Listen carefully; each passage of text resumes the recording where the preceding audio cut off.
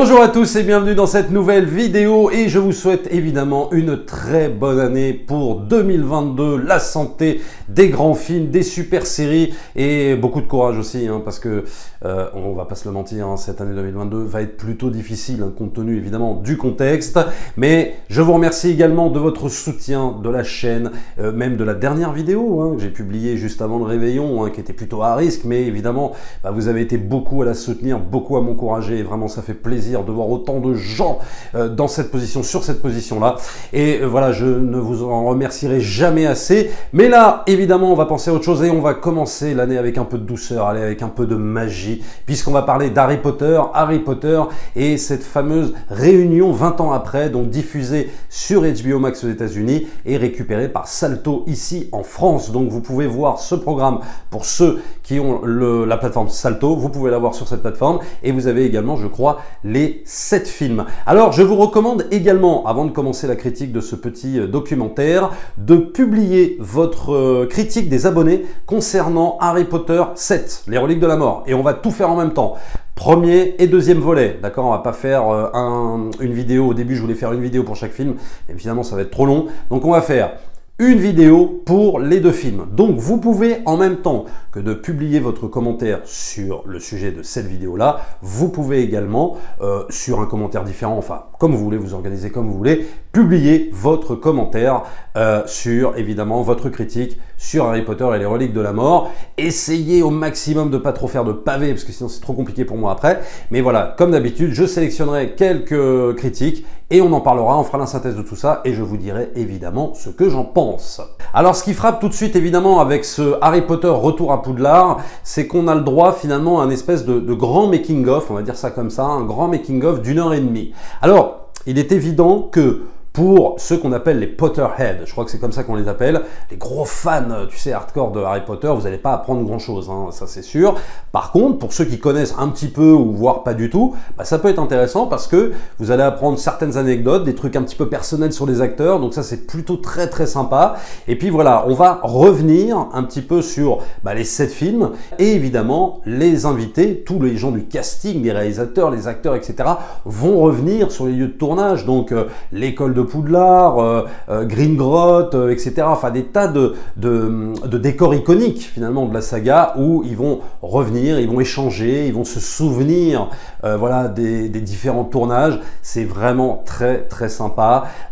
Est-ce que c'est pas un peu trop mis en scène? Peut-être, un petit peu. C'est-à-dire que si on le compare avec la réunion de Friends qui avait été notamment diffusée sur HBO Max également, je crois aussi en dispo sur Salto d'ailleurs, il y a peut-être un côté peut-être un peu moins spontané, peut-être un peu plus écrit, un peu plus mis en scène, même si évidemment on n'a pas écrit ce que vont dire Daniel Radcliffe et tout ça, mais voilà, on a l'impression d'un truc vraiment beaucoup plus calibré pour que ça fasse vraiment gros programme très homogène, mais disons que ça va, ça choque pas trop parce que quand même, il y a des témoignages forts, il y a des témoignages très sympas à entendre. Vous verrez ça évidemment dans le documentaire et à travers évidemment plusieurs anecdotes échangées entre Daniel Radcliffe, Emma Watson, celui qui joue Ron, Drago également qui va beaucoup intervenir. Va manquer quelques personnes du casting, je pense notamment à Kenneth Branagh par exemple qui lui n'apparaît pas. C'est un peu dommage, mais bon, voilà, après il va manquer d'autres gens, mais ça va, globalement on a quand même la majorité du casting, de tous ceux qu'on a appréciés, de tous ceux qu'on a aimés,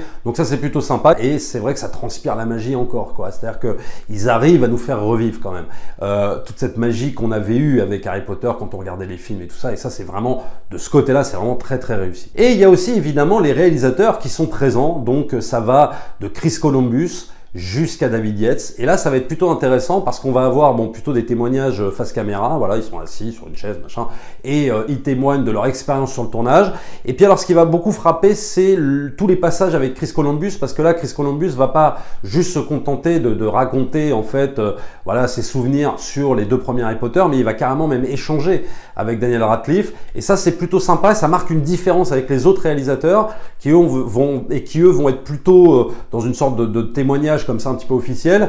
Là, ça va vraiment marquer une différence parce que, mine de rien, Chris Columbus, bah, c'est lui qui les a mis dans le bain, tous ces acteurs, en fait. Et maintenant, voilà, ils sont grands, ils ont, je sais pas, 25, 30 ans, j'en sais rien, mais bon, bref, voilà, c'est carrément des adultes. Et il faut pas oublier que lui, il les a drivés étant enfants.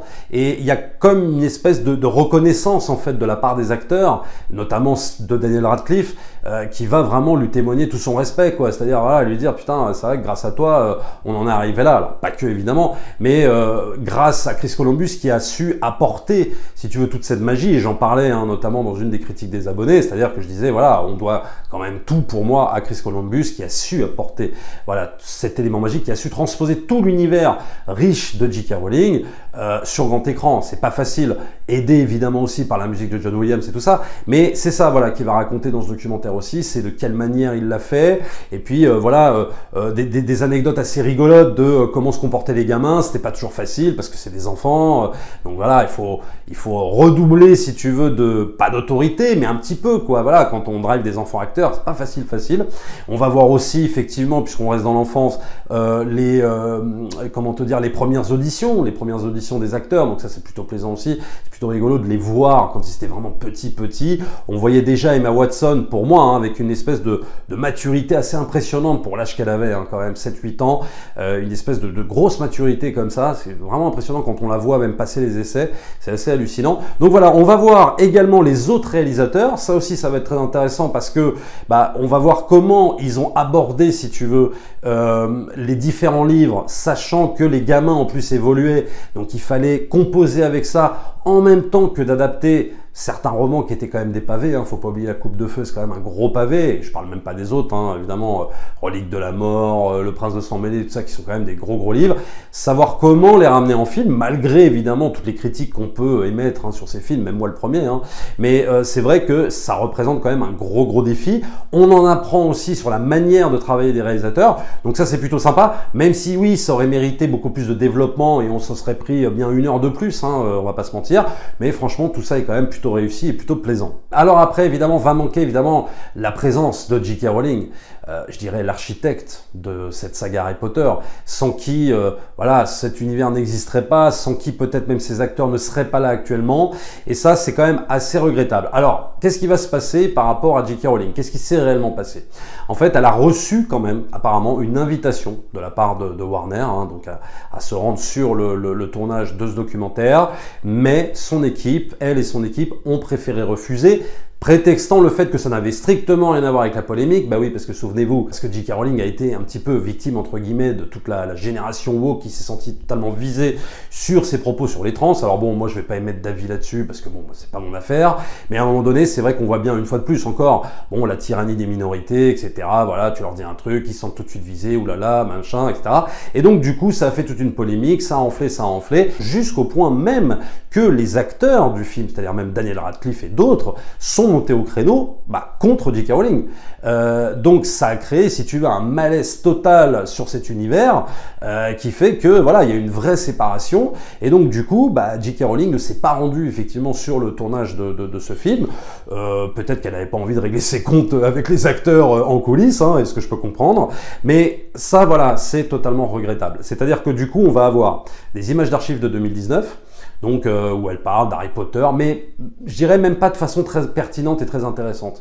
Et en fait, tu regrettes le fait qu'elle soit pas présente sur le tournage du documentaire pour vraiment apporter son expertise, pour pouvoir dire, bah voilà, moi, cette idée-là, c'était bien, cette idée-là, peut-être que ouais, c'était peut-être moins bien, bon, même si on sait qu'elle n'aurait pas forcément craché sur l'ensemble de la saga cinématographique, hein, ça on s'en doute, puisque de toute façon, elle menait aussi plus ou moins la danse, hein, sur les adaptations, mais c'est vrai que ça aurait été bien d'avoir son regard sur chaque scène, elle accompagne les acteurs, elle accompagne les réalisateurs, elle aurait échangé, ça aurait été vraiment, ça aurait apporté un véritable plus, je trouve, au documentaire, qu'on ait l'architecte en chef de cet univers-là, présent sur ce doc. C'est raté à ce niveau-là, c'est-à-dire que voilà, on va avoir des images d'archives datant de 2019, quoi. Voilà. Et je le redis avec des propos pas, voilà, je trouve pas très intéressants. Voilà, pour moi, c'est le truc regrettable, d'autant plus que si tu veux, ce qui fait quand même de la peine, c'est que tu as Daniel Radcliffe à un moment donné qui dit, je sais plus, soit un réalisateur ou soit voilà, ou un autre acteur, il dit voilà, sans toi, ou je crois qu'il le dit même à Chris Columbus, sans toi, je serais pas là, quoi. C'est-à-dire en gros, mais par un moment, il va citer J.K. Rowling, en tout cas dans mes souvenirs, quoi. Par un moment, il dit ouais, grâce à J.K. Rowling, je suis là, quoi. Il va dire oui, grâce à Harry Potter, oui, d'accord, mais enfin bon, tu peux remercier l'auteur, enfin, tu vois. Je veux dire, c'est un minimum, quoi, de dire que bon, bah, c'est grâce à elle, son univers et son imagination, que Daniel Radcliffe est connu et que les autres ont pu faire autre chose après Harry Potter.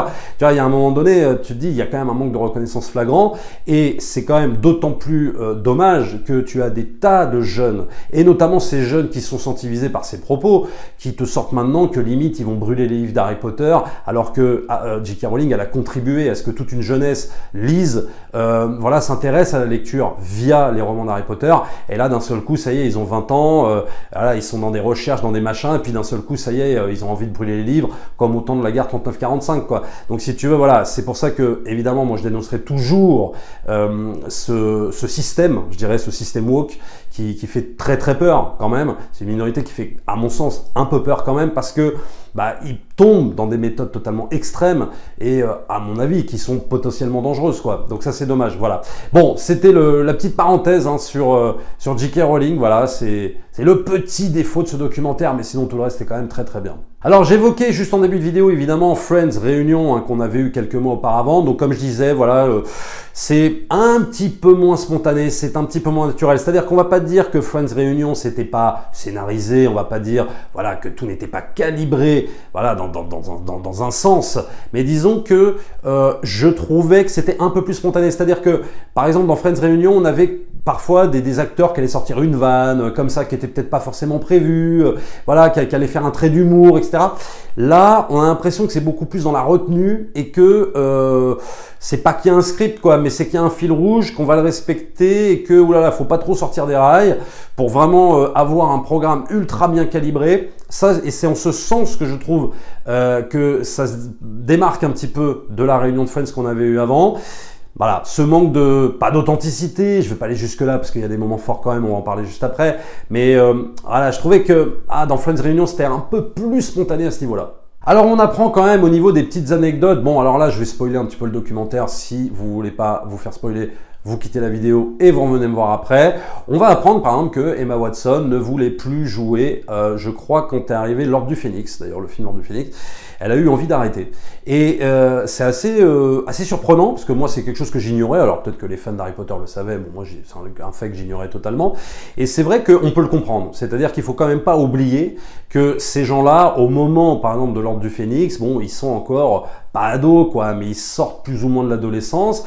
C'est quand même compliqué de gérer un tel succès et on voit notamment des images d'archives lors d'avant-premières de tous les films où, si tu veux, ils sont complètement adulés comme les Beatles en leur temps, quoi. Tu vois, enfin, il y a un moment donné, c'est un succès mais tellement colossal qu'ils arrivent, ils comprennent même rien à ce qui se passe, quoi. Tu vois. Et donc, si tu veux, je peux comprendre que à un moment donné, quand tu as 16, 17, 18 ans, quoi, et que tu as ce succès qui t'arrive sur la gueule, bah que t'aies pas le recul, que t'aies pas la maturité nécessaire, en fait, comme tu pourrais l'avoir, je sais pas, à 35-40 ans, et de savoir mieux le gérer, si tu veux, et que ça puisse faire peur, et que ça puisse vraiment faire peur. Et je pense qu'à un moment donné, c'est intéressant qu'elle nous raconte ça, Emma Watson, parce qu'effectivement, y a ce côté un petit peu, voilà, très effrayant, quoi, du public qui, d'un seul coup, t'adule tellement que, à cet âge-là, tu sais pas comment le prendre, quoi. Alors, il y en a qui surmontent ce succès, qui surmontent la chose de manière, voilà, peut-être de manière un peu plus forte, peut-être de manière un peu plus, voilà, ils y vont quoi. Mais on peut imaginer que malgré toute cette grosse machinerie hollywoodienne, hein, Harry Potter, parce que c'est quand même ça, hein, je veux dire, même si évidemment il y a une grosse partie anglaise dans Harry Potter, c'est ça aussi la force des films, mais c'est quand même emmené par Warner Bros, quoi, hein, donc quand même un des gros studios à Hollywood. Malgré, si tu veux, cette grosse machinerie hollywoodienne, on n'en reste pas moins des êtres humains. On n'en reste pas moins des êtres humains qui ont des doutes, qui souffrent, qui à cet âge-là, on n'est pas totalement mature, donc c'est compliqué de gérer ce succès. Donc ça, c'est un passage aussi intéressant, hein, je trouve, du documentaire et qui va rappeler cette notion-là. Alors aussi, un très beau moment, c'est ce moment où on va évoquer évidemment les acteurs disparus de la saga, parce qu'il y en a eu. On pense évidemment là comme ça tout de suite à Alan Rickman. Alan Rickman, hein, donc évidemment superbe acteur hein, qui avait joué dans Die Hard, bien sûr, et puis qui va admirablement jouer le personnage de Rogue et qui finira hein, véritablement la saga et qui après décédera. Donc il y a lui évidemment, il y a Ellen Helen McCrory, qu'on avait vu dans Peaky Blinders, exceptionnelle actrice et qui est morte, je crois, en 2021. Donc voilà, on a l'évocation de tous ces acteurs. Il y avait également le père adoptif d'Harry Potter, enfin celui qui joue le père adoptif d'Harry Potter. Donc on va avoir ce petit moment comme ça d'émotion qu'il faudrait presque tirer une larme, hein, vraiment, parce qu'il est monté un peu à la manière, si tu veux, tu sais, quand tu vois la cérémonie des Oscars et que tu as le fameux moment des gens disparus, l'année en cours.